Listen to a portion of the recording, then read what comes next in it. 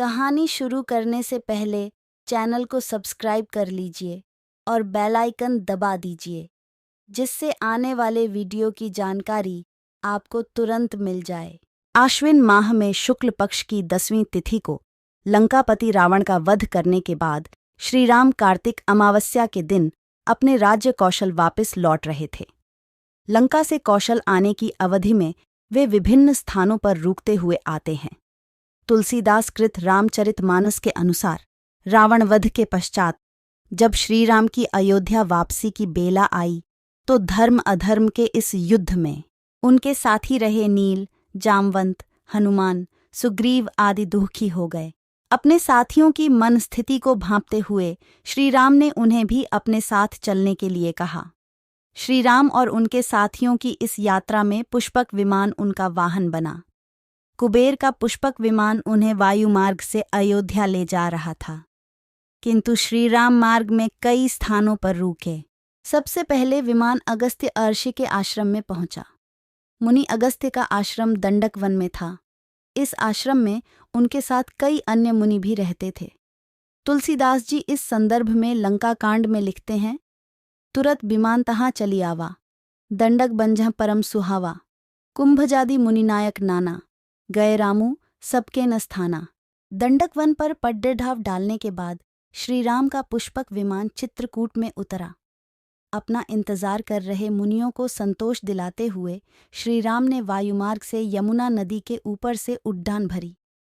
सकल ऋषिन्ह सन पाए असीसा, चित्रकूट आए जगदीसा, तह करी मुनिन्ह केर संतोषा, चला विमानु तहाँ ते चोखा। अब वो प्रयागराज में गंगा यमुना के संगम के समीप पहुंच जाते हैं। यहाँ से वो गंगा माँ को प्रणाम करते हैं और सीता जी को संगम का महात्म्य समझाते हैं। इस बीच उन्हें अपनी राजधानी अयोध्या के दर्शन भी होते हैं।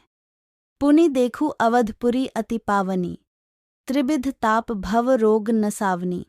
अब उनका पुष्पक विमान प्रयागराज में पड्डिडी ढाव डालता है। यहाँ पर त्रिवेणी में स्नान करने के उपरांत वो बंदरों और ब्राह्मणों को भोज भी कराते हैं। पुनि प्रभु आई त्रिवेणी हर्षित मज्जनु कीन्ह, कपिन्ह सहित विप्रणह कहूँ दान विविध विधि दीन्ह। यहाँ से भगवान श्री राम ने अपने आगमन की प्रथम सूचना अयोध्या संप्रेषित की। जासु बिरहम सोचहु दिन राति, रटहु निरंतर गुण गणपांति। रघुकुल तिलक सुजन सुखदाता, आयु कुशल देव मुनित्राता। इसी दौरान श्री राम ने भरत को अपने आगमन की सूचना हेतु हनुमान को आदेश दिया कि ब्राह्मण का रूप धारण करके नंदीग्राम जाओ। रिपु रण जीति सुजस सुर गावत, सीता सहित अनुज प्रभु आवत।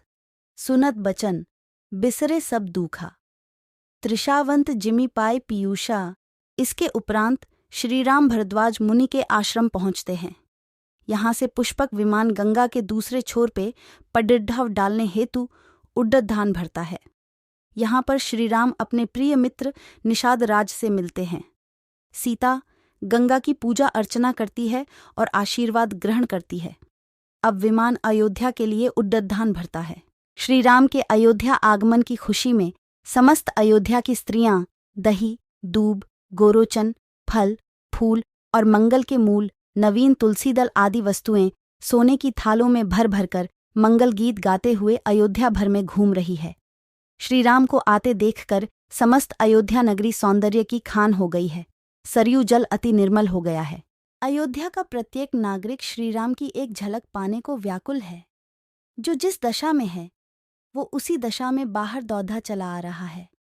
कहीं श्री राम की पहली छवि निहारने से कोई वंचित न रह जाए, इस भय से कोई बच्चे और बूढ़े को नहीं लाना चाहता। अयोध्या वासियों से अब और अधिक विलंब सहा न जा रहा है।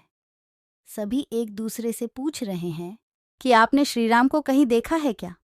इनके साथ ही स्तुति पुराण के जानकार सूत समस्त वैतालिक भांट लोग भी श्री राम के दर्शन के लिए अयोध्या से बाहर आते हैं। वाल्मीकि रामायण के युद्धकांड सर्ग 127 में लिखा है, सूता स्तुति पुराण आज्ञा सर्वे वैतालिकस्तथा सर्वे वादित्र कुशला गणिकाश्चैव सर्वश। गुरु वशिष्ठ, कुटुंबी, छोटे भाई शत्रुघ्न तथा ब्राह्मणों के समूह के साथ भरत अत्यंत हर्षित होकर कृपा निदान श्रीराम की अगवानी हेतु राजमहल के बाहर आते हैं। अयोध्या की बहुत सी स्त्रियां अपनी अटारियों पर चढ़कर आकाश की ओर देख रही हैं। श्रीराम के पुष्पक विमान को देखकर मंगल गीत भी गा रही है। बहुतक छढ़ीं, अटारिन्ह निरखीं, गगन विमान, देखी मधुर सुर, हर्षित करहीं, सुमंगल गान। श्रीराम का पुष्पक विमान अब अयोध्या में उतर चुका है।